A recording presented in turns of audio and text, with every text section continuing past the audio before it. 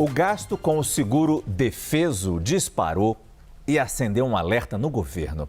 Vejam os números. Só nos 4 primeiros meses deste ano, as despesas cresceram mais de 50%, somando 4 bilhões de reais. Essa alta levou o governo a incluir o benefício na MP que busca reduzir os gastos. A gente conversa ao vivo com a repórter Cris Noberto, que vai explicar para a gente principalmente o que é esse seguro defeso e, claro, se tem explicação para esse aumento tão intenso neste ano de 2025. Boa noite, Cris. Muito obrigado pela sua participação no nosso Prime Time.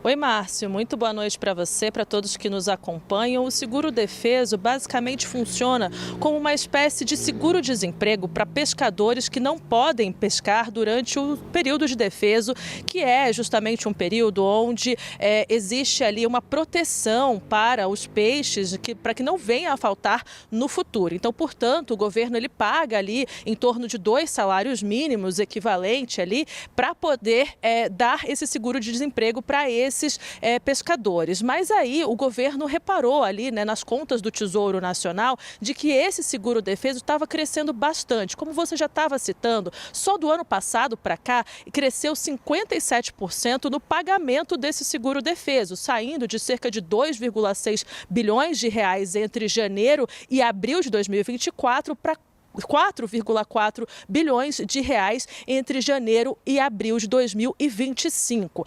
Nesses dados que a gente compilou pelo portal do Tesouro Nacional, há também uma comparação interanual de 12 meses. Se você faz ali, corrigido pela inflação, o desembolso do governo federal em 12 meses, né, contados até abril em 2025, chegou a 6 bilhões de reais. Nesse mesmo período, no ano anterior, era de 4,4 bilhões de reais, 4,6 bilhões de reais, perdão. E justamente vendo isso, o governo inseriu nessa medida provisória que traz ali alternativas para o decreto que aumentou o imposto sobre operações financeiras e que ajuda também na arrecadação federal. Justamente criando ali algumas outras questões com relação à revisão dos benefícios, que o governo estima economizar cerca de 1,5 bilhão em 2025 e 1,7 bilhão em 2026. Um dos principais ajustes é justamente limitar o programa a uma dotação orçamentária fixa, ou seja, colocar ali dentro do orçamento somente aquilo que pode ser gasto com o seguro defeso. Para esse ano, como já tem a lei orçamentária anual aprovada, a MP fixa um orçamento de 6,5 bilhões de reais para o pagamento do seguro defeso. Já para os próximos anos, os anos seguintes, vai depender aí de quanto vai ser colocada na lei orçamentária anual. E a MP também estabelece que o Registro Geral da Atividade Pesqueira, o RGP, seja homologado pela prefeitura que o pescador do estado, do município onde o pescador reside. Segundo o governo federal, isso vai diminuir os pagamentos irregulares e também as fraudes. Volto com você, Márcio.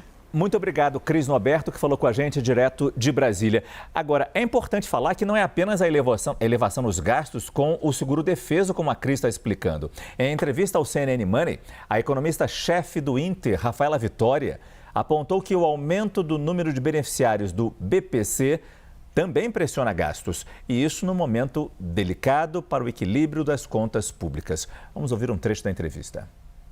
Nos últimos anos, a aceleração do programa chamou atenção, porque você não tem uma mudança demográfica significativa no Brasil, e nem tampouco uma justificativa que explicasse esse aumento da concessão de benefícios pela incapacidade. Então, isso são alertas de que várias irregularidades vêm ocorrendo no programa.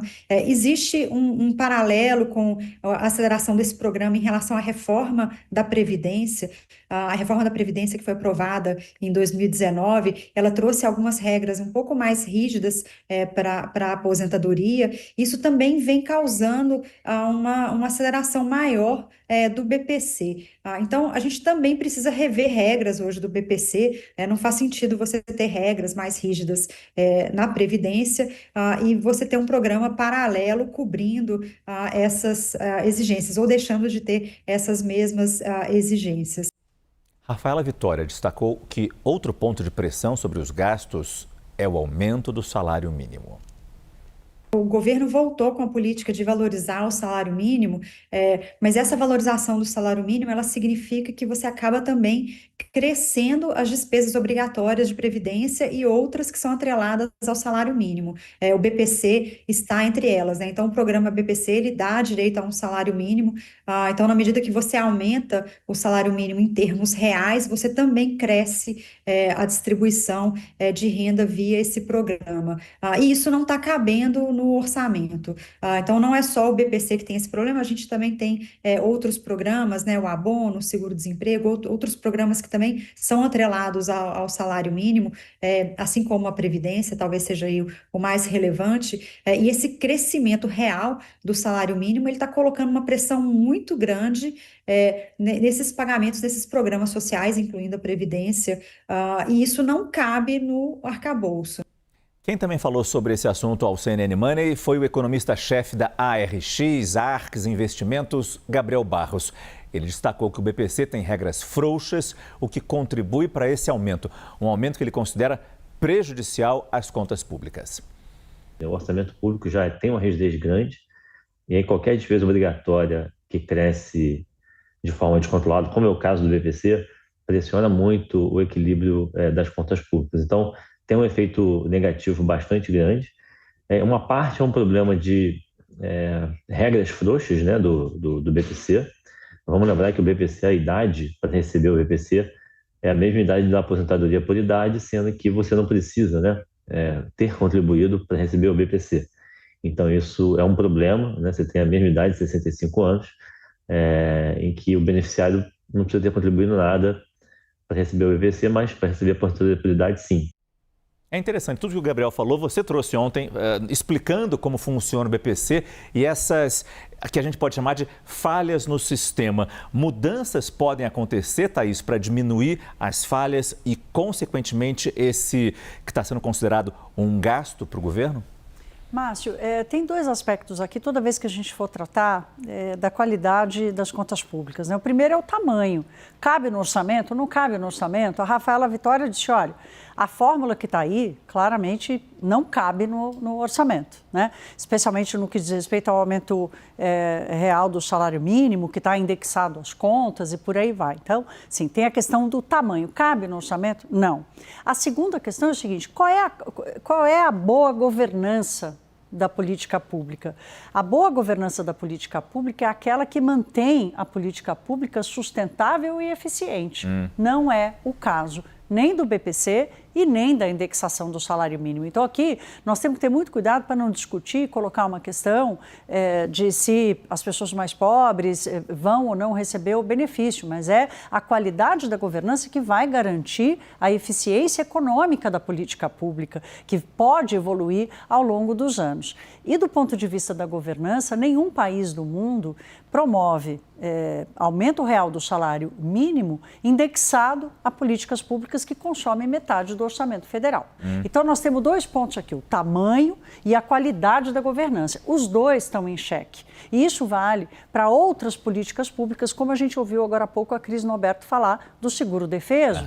Então, há uma série de políticas públicas. O Brasil já fez uma revisão importante, inclusive no governo Lula, de pegar essas políticas que estavam separadas e que tinham perdido a sua eficiência e juntá-las logo no começo do governo Lula. Essa revisão precisa acontecer de novo agora. E dentro do rol de medidas que o governo quer apresentar, há algumas possibilidades, né? A primeira delas é o fim do aumento do salário, do aumento real do salário mínimo, né? E aqui tem uma questão política importante, mas tem também da qualidade da gestão das contas públicas ao longo do tempo. Precisa ser sustentável, não precisa só caber no orçamento. A redução das obrigações e das vinculações, né? Da indexação, diminuir a indexação das despesas obrigatórias do orçamento, que gera mais flexibilidade e não aciona um gatilho que faz o orçamento subir, independentemente do que está acontecendo na economia. A revisão dos programas sociais, como eu acabei de dizer, não só da regra de entrada e saída, mas da gestão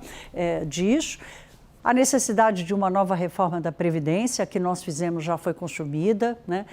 O Brasil precisa rever a expectativa de vida, a qualidade da Previdência, a igualdade e a equiparação de profissionais de várias áreas no acesso à Previdência. E, por último, a reforma administrativa. Mas, veja, a reforma administrativa, ela pode até gerar uma redução de gastos, mas aqui ela está mais no ponto da governança e da eficiência da gestão do Estado e que, em alguma medida, pode gerar redução de gastos, do que exatamente ela vai provocar, de uma hora para outra, uma queda nos gastos. Então, há uma revisão importante que o governo precisa fazer, né? Este governo, ou o que vier, precisa fazer, da qualidade que o Brasil gere o setor público brasileiro. Ela também piora, não é só o equilíbrio, a qualidade da gestão também tem piorado. Não que a gente duvide da possibilidade deste governo fazer uma mudança sim, mas lembrando que talvez o momento não seja ideal, já que ano que vem é ano eleitoral. E aí talvez nem o governo, nem os parlamentares topam fazer esses cortes. Na véspera de um ano eleitoral, eu acho muito difícil. O governo Lula já disse que não vai fazer. Nenhuma dessas aqui ele topa fazer, né? E o Congresso Nacional está indo para o outro lado, né? O Congresso se dizendo fiscalista indo para outro lado, né? Muito obrigado, Thaís Herédia.